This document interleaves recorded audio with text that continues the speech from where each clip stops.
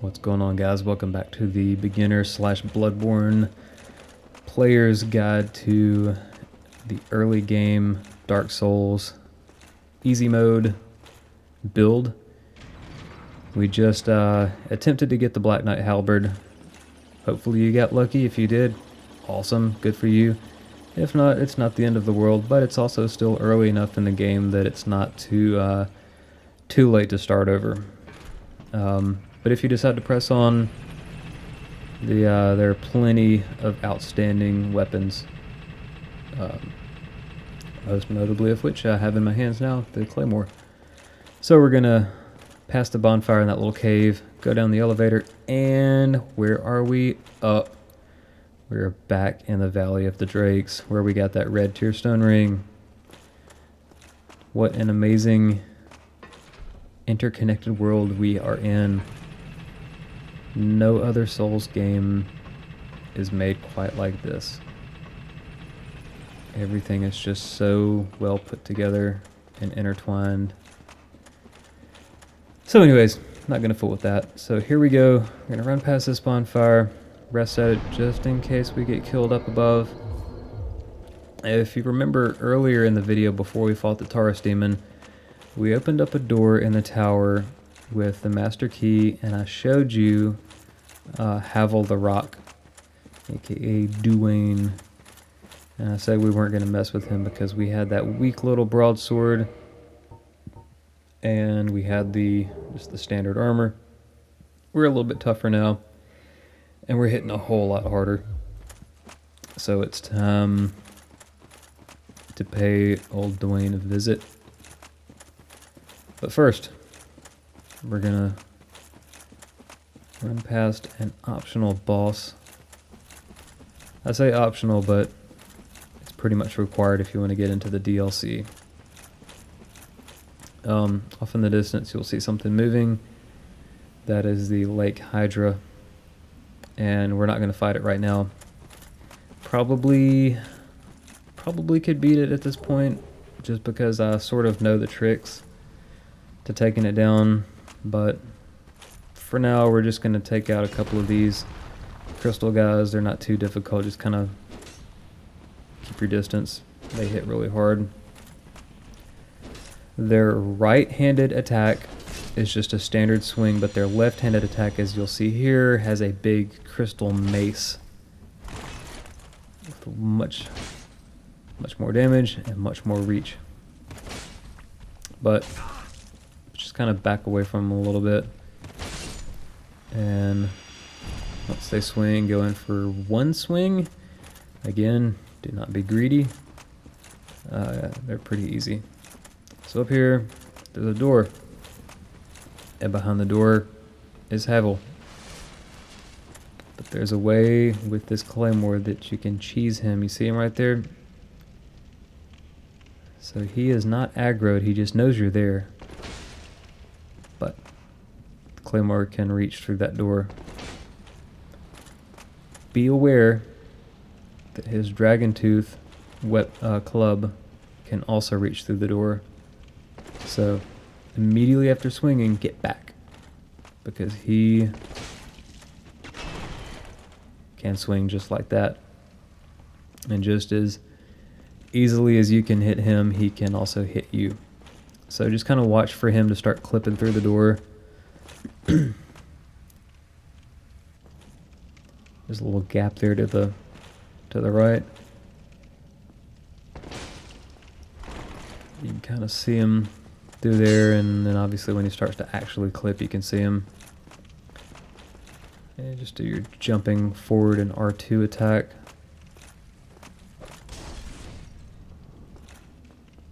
I don't know what I was thinking. That maybe the firebomb would work.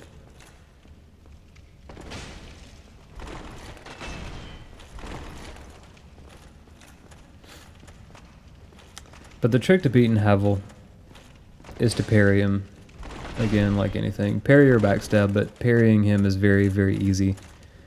Again, these big two-handed weapons like the Dragon's Tooth, they're extremely easy to parry because they have a big wind-up. You know when he's about to attack you, and you can time your parry accordingly because it's not fast. It doesn't take you by surprise. You know it's coming. You just can't try to parry too quickly. So here we go.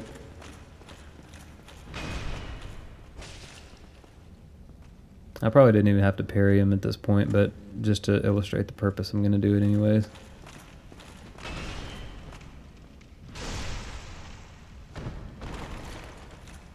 First a backstab. Yeah, he's slow moving, so it's not too hard to get behind him and backstab him. See that long wind up?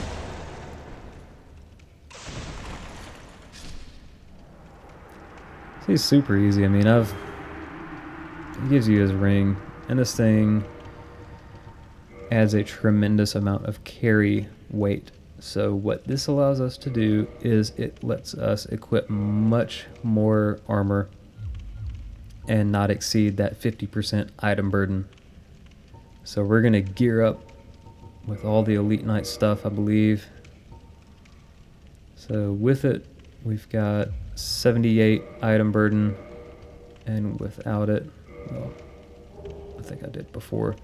So we're gonna gear up on all the heavy Elite Knight armor,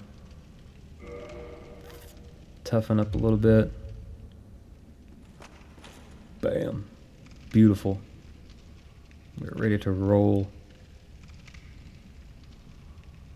So we're gonna head back up the stairs, and because we have the key to that door that was locked at the Dragon Bridge, we're gonna run up here past where we fought that Taurus demon, and we're gonna run right here to the door, and Solaris to our right, and the Dragon Bridge is to our immediate left. And this takes us down to the lower burg, aka the streets, which is what I call them. Climb down this the snake eater ladder. Not quite as bad as the Sin's Fortress one.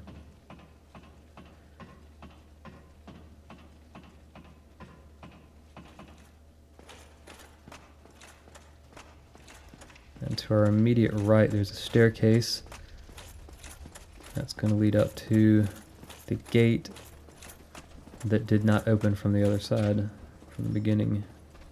There we go. Here we are in this familiar room. Just one-shotting everything at this point.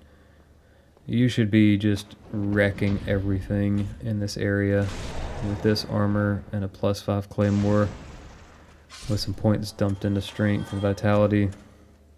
I considered going down here to fight Capra Demon, but usually the gargoyle fight is intended to be completed before you do this. And I say intended because the pathing sort of points you, kind of leads you a little bit more to the gargoyle fight than it does to the Capra Demon, or yeah. But I don't think either one is more challenging than the other one. I usually go to the gargoyles first because they have a fairly decent drop rate for the gargoyle helm, which I consider to be the best helm for the majority of the game. And in this area, I like to mess with these guys. At this point, there's no real damage that they can do to you. So kicking that dude off, and then this dropping the people's claymore onto this fool below. And then this fool trying to jump at me, ain't having none of it. 380. If you recall back when we fought that Black Knight with this big sword, we did a 266. We did 266 with the broadsword with the red Tearstone ring activated. And here we're just doing 380 normally. And to show you that we cannot further kindle this fire, there we go. This one's already been kindled once, and that's the most amount you can kindle it at this point. And I still have not cashed in that Firekeeper's soul. I can't believe I've forgotten about it still. But anyways, the gargoyle fight is up here at the top of the church area where we got that second Firekeeper soul, where I showed you the magician. There are about 4 of those Balder Knights in here that can, 2 of them can parry you. The other 2 have the Balder shield that can't parry you. So when you leave the elevator, take an immediate left, or fight the Knights.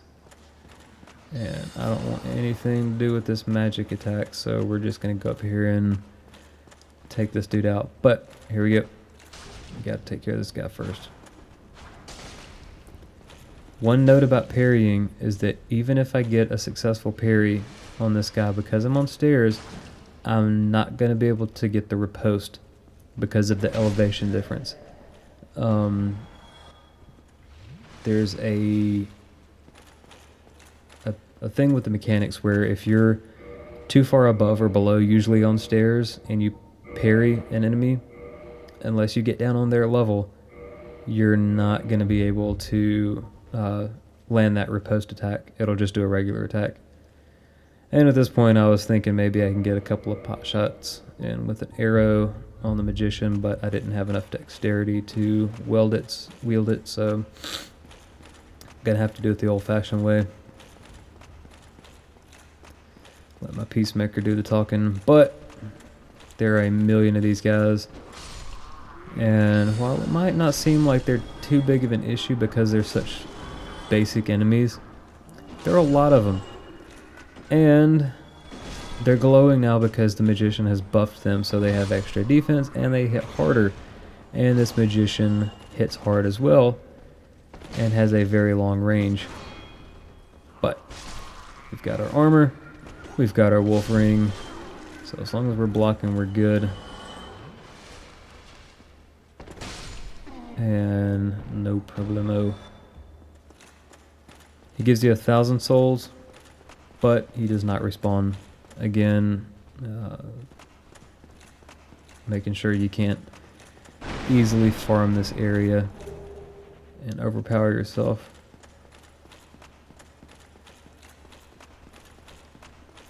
I'll make you do things the hard way by going and getting all this cool loot.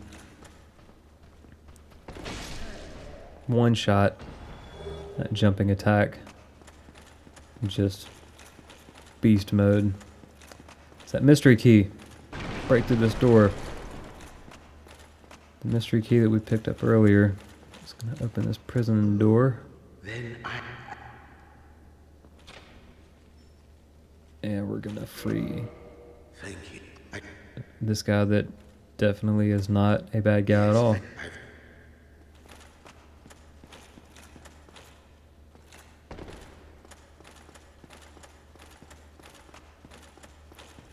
Run back into the room where all those little undead guys were. We're going to go to the right now. There's going to be a couple of ladders. And that's going to lead to Solaire's summon sign. Because we're human, we've reversed the hollowing. We can summon our son bro to help us out with the boss fight that is right next to his son.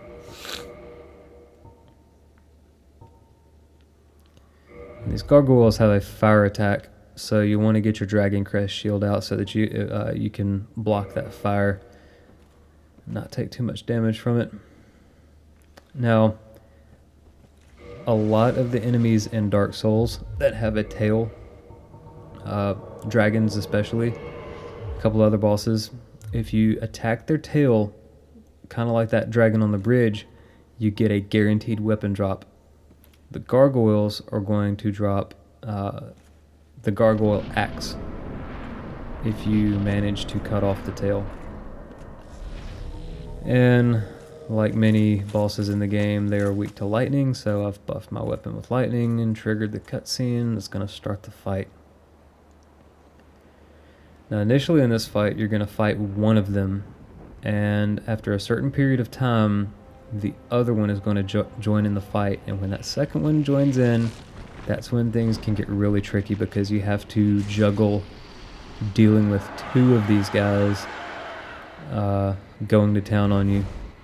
So the idea here is that you want to be careful, but you also want to try and damage this guy as much as possible, as quickly as possible, without being too careless about it. As you can see, 238 ain't too bad, but my interest is in getting that tail axe. And instead of just trying to hurt him, I was focusing on the tail and I basically got killed because of being greedy for that axe. I neglected to make myself aware of that second guy, where he was. So anyways, going back at it, didn't really bother summoning Solaire this time. Now that I've got the axe, I didn't really feel there was much need to it because I'm fairly aware of their moveset. We've got our Wolf Ring, so those big hard-hitting halberd blows are really not knocking us down much at all. And see there, you can heal twice in a row without stopping, and that's really helpful if you're really low on health. Just chug twice for full health. And even if you're gonna get hit, just accept the fact that you're gonna get hit, because if you chug twice, you're gonna end up with more health anyways. So that's it's a pretty common tactic that I do during boss fights when I know I'm about to take a hit, but I need to heal. I'll heal twice, top myself off. Nice tail, bro. Little stubby. And here, even more salty that I did not get the gargoyle helm. And at this point, I didn't get the halberd, I didn't get the helm. It is, for me, a guaranteed throwaway. But that's only because I like that gear so much. Again, there's great gear that we already have and already are going to get later on. So if you are enjoying what you're playing at this point and want to keep going, by all means do so. The gargoyle helm makes life a little bit easier because it just has great average defense for everything. It has really good physical defense, it has really good magic defense, poison resist, curse resist, you name it, and it's it weighs almost nothing. So to me, it's just an all-around well-rounded helmet. Not as strong as the Elite Knight helm, obviously. Weighs a little bit less than the Elite Knight helm. So if you're just wanting maximum damage absorption and armor, the gargoyle helm probably wouldn't be the best choice. And also later on in the game, you're gonna find Havel's gear in Orlando, and you're gonna find the giant Stone Knight armor a little further in the forest, right past Artorias' seal, that big doorway that's with the seal. And both of those sets have amazing physical and magic damage reduction. So yeah, both of those very good substitutes for the gargoyle helm. So don't feel like it's absolutely necessary that you get that gargoyle helm. The only reason I mention it is because it's pretty good for this point in the game, and it's also very lightweight. So there it is. my favorite gesture. The gargoyles are down. The first bell has been rung. And that concludes this episode. We are almost done. You are unstoppable at this point for this area. But we've got one more video, so stay tuned.